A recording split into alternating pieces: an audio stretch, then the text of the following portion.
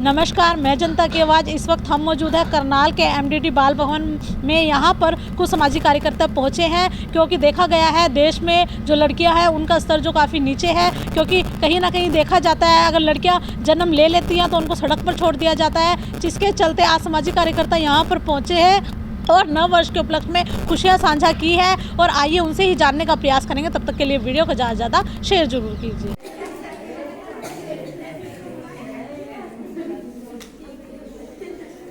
मेरा उपन्यास जिसका नाम है हारा हुआ विजेता, तो मेरा उपन्यास प्रकाशित हुआ है और मेरी इच्छा थी प्यारे बच्चों की मैं आप बच्चों के बीच में आके नए साल पे और इस उपन्यास का लोकार्पण करूं। और आज जो है हमारी जो संस्था है जिसका नाम है करण साहित्यिक राष्ट्रीय मंच, तो उस मंच का भी आज हम शुभारंभ कर रहे हैं और आप बच्चों के साथ आके मुझे बहुत खुशी मिल रही है। और हमारी जो संस्था है उसका यही कार्य है कि जो भी नवयुवक हैं उनको मंच प्रदान किया जाए, जो साहित्य में काम कर रहे हैं उनको सम्मानित किया जाए, और जो भी असहाय लोग हैं या फिर आप जैसे बच्चे हैं और भी बुजुर्ग हैं, तनावग्रस्त हैं, सभी लोगों के लिए कार्य करना हमारी संस्था का प्रमुख उद्देश्य है।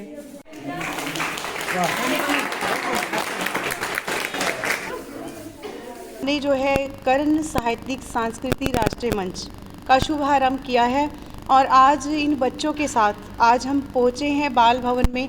और बहुत समय से मन में ये प्लानिंग चल रही थी कि इन बच्चों के लिए कुछ करना है, क्योंकि आप देखते हैं कि आज समाज में सब कुछ होते हुए भी इंसान अकेला है और कहीं ना कहीं इंसान को अपने जीवन में कुछ ना कुछ ऐसा ज़रूर करना चाहिए इन बच्चों के लिए। तो बस ये प्लानिंग आई थी तो मैंने अपनी टीम के साथ शेयर की, तो इन सब लोगों ने मेरा सहयोग किया और आज इन्होंने बहुत प्यार दिया, बहुत सम्मान दिया। और आज हमने जो है करण साहित्यिक सांस्कृतिक राष्ट्रीय मंच की जो है शुभारंभ किया है और मेरी जो उपन्यास है वो भी उपन्यास जो है वो प्रकाशित हुआ था और मेरी इच्छा थी कि मैं बाल भवन में जाऊं और इन बच्चों के बीच में इस उपन्यास का लोकार्पण करूं। तो आज सब मेरी जो पूरी टीम है मेरी संस्था की सभी ने मेरा सहयोग दिया और हम यहाँ पहुँचे और हमने बच्चों के साथ, बच्चों का जन्मदिन भी था कई बच्चों का यहाँ पर बाल भवन में, उन बच्चों के साथ जन्मदिन सेलिब्रेट किया, न्यू ईयर सेलिब्रेट किया, किताब का लोकार्पण किया। और आज मेरे लिए ज़िंदगी का बहुत ही अच्छा दिन है, खूबसूरत दिन है और मैं सभी अपनी पूरी टीम का शुक्रिया अदा करती हूँ कि उन्होंने मुझे इतना सम्मान दिया, इतना प्यार दिया और मेरा इतना सहयोग दिया। और मैं उम्मीद करती हूँ कि भविष्य में भी ये मेरा सहयोग करते रहेंगे। लिखने की इच्छा की अगर बात की जाए तो एक सुमित्रानंदन पंत बहुत महान कवि हुए हैं और उनकी दो पंक्तियां मुझे याद आती हैं हमेशा कि वियोगी होगा पहला कवि, आह से उपजा होगा प्रथम गान। तो इसी तरह से मन में ये बचपन में कहीं ना कहीं ये बीज होता है और वो बीज जब उपजता है वो किस प्रकार से उपजता है, तो कहीं ना कहीं मेरी जो मॉम थे, मेरी माँ से मेरा बहुत प्रेम था। और पहली बार मैंने महसूस किया कि जब मेरी माँ इस दुनिया से गई तो तब मैंने महसूस किया कि मैंने सारा दिन सोचती रहती थी, तो तब शायद वो दर्द मैं किसी से नहीं बांट सकती थी और मुझे लगता था कि अब मैं माँ को ढूंढूं तो कहाँ से ढूंढूं। तो मेरी जो पहली दो पंक्तियाँ थी, कोई आहट सी आए कि लगता है तुम हो, ये लब मुस्कुराए कि लगता है तुम हो, तो यहीं से मेरी शुरुआत हुई लिखने की। और उसके बाद फिर माँ सरस्वती की मेरे ऊपर अपार मेहर रही और मेरी कलम चलती रही और उम्मीद है कि जब तक ज़िंदगी है चलती ही रहेगी। मैम, उन लोगों को क्या कहना चाहेंगे जो बेटियों को सड़कों पर गिर देते हैं या अनाथ आश्रम के बाहर छोड़ देते हैं? मैं उन लोगों से यही गुजारिश करना चाहूँगी कि उनको ऐसा नहीं करना चाहिए, क्योंकि देखो समाज, अगर बेटियां हैं तो समाज हैं, अगर औरत है तो समाज है। ठीक है, औरत और पुरुष की बराबर का दर्जा होता है, लेकिन फिर भी एक अगर औरत समाज में नहीं होगी तो समाज कहाँ से होगा। तो इसीलिए हमें जो है बेटियों का महत्व समझना चाहिए और बेटियों को इस तरह से सड़क पर नहीं छोड़ देना चाहिए। और ये जो आश्रम बनाया है नाथ जी ने, तो इसके लिए मैं नाथ जी का भी कहती हूँ कि बहुत बड़ा सहयोग और समाज को योगदान दे रहे हैं कि इस तरह से बच्चियों की परवरिश हो रही है, माता पिता की तरह कर रहे हैं। तो इन बच्चों के लिए हम कुछ कर पाएँ, मेरी संस्था कुछ कर पाए, तो इसी को सोचते हुए, मद्देनज़र को रखते हुए हमने ये पूरी संस्था का शुभारंभ किया है ताकि हम भी इन बच्चों के लिए कर पाएँ और भविष्य में करते भी रहेंगे। देखिए जी, मैं तो यही कहना चाहूँगी, अब भाई जो हमने प्रण लिया है आज और यहाँ पे हम पहुँचे, बच्चों के साथ हमने सेलिब्रेट किया और न्यू ईयर भी मनाया और उनका कई बच्चों का हैप्पी बर्थडे भी था, तो हमारे को अच्छा लगा बच्चों के साथ आके।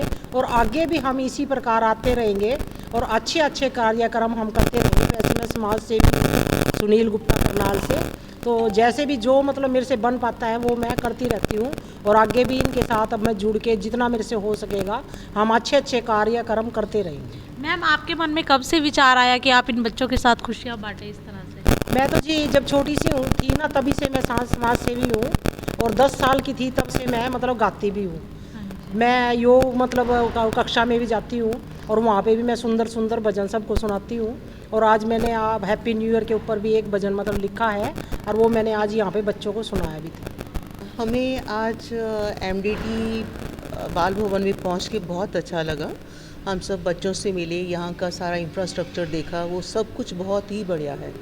और बच्चों को देख के जो है वो उनके साथ जो हमने टाइम स्पेयर किया, उन बच्चों को भी बहुत अच्छा लगा। जो कुछ भी उनके ईटेबल्स या कुछ रिक्वायरमेंट थी वो हमने उनको दिए तो उनको बहुत खुशी हुई।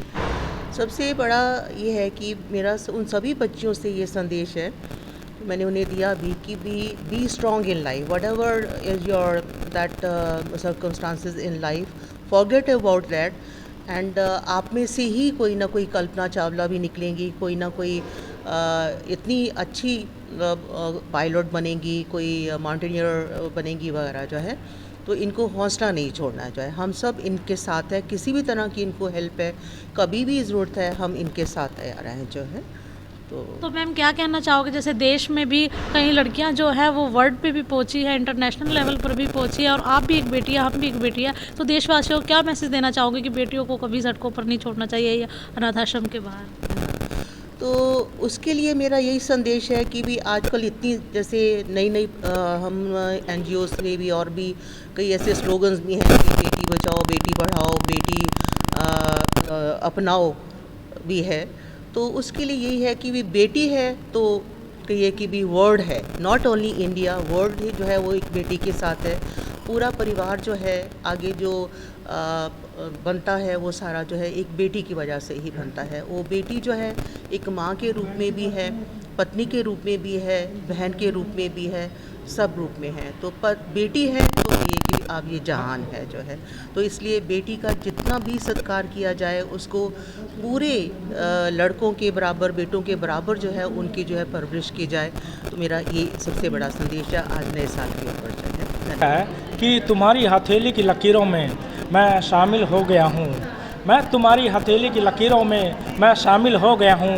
तुमने उन हथेली को गौर से देखा, मैं तुम्हारा था और तुम्हारा ही रहूँगा। बहुत बहुत आभार मनोज। नमस्कार, मैं PR नाग, फाउंडर डायरेक्टर MDD बाल भवन करनाल, सभी करनाल वासियों को नववर्ष की शुभकामनाएं देता हूँ। आज डॉक्टर विनीता जी की उनकी नेतृत्व में उनकी टीम आके बच्चों के बीच में एक अच्छा सांस्कृतिक कार्यक्रम किया। मैंने बच्चों को गर्म कपड़े और मिठाइयाँ डिस्ट्रीब्यूट किया और बच्चों के साथ उन्होंने नववर्ष जो उन्होंने नववर्ष मनाया। बहुत अच्छी बात, मैं उनको धन्यवाद देना चाहता हूँ। मैं करनाल वासियों से सबसे ये हमारे प्रार्थना है, सब आइए इन बच्चों के साथ अपनी बर्थडे, अपनी एनिवर्सरी और नववर्ष ऐसे त्यौहार मनाए, बच्चों को उत्साहित किया जाए, ये मेरा प्रार्थना है। तो आपने देखा कि किस तरह से आज हम MDD के बाल भवन में पहुंचे और यहाँ पर जो सामाजिक कार्यकर्ता लोग संस्था से पहुंचे थे, उन्होंने बच्चों के साथ खुशियाँ साझा की और उनका कहना है कि आज नव वर्ष के उपलक्ष्य में उन्होंने खुशियाँ साझा की है, जिसके चलते आने वाला पूरा साल बच्चों के साथ खुशियाँ भरा ही रहे। इसी के साथ ऐसी तमाम खबरों के लिए हमारे चैनल से जुड़े रहिए। मैं जनता की आवाज़, जय हिंद, जय भारत।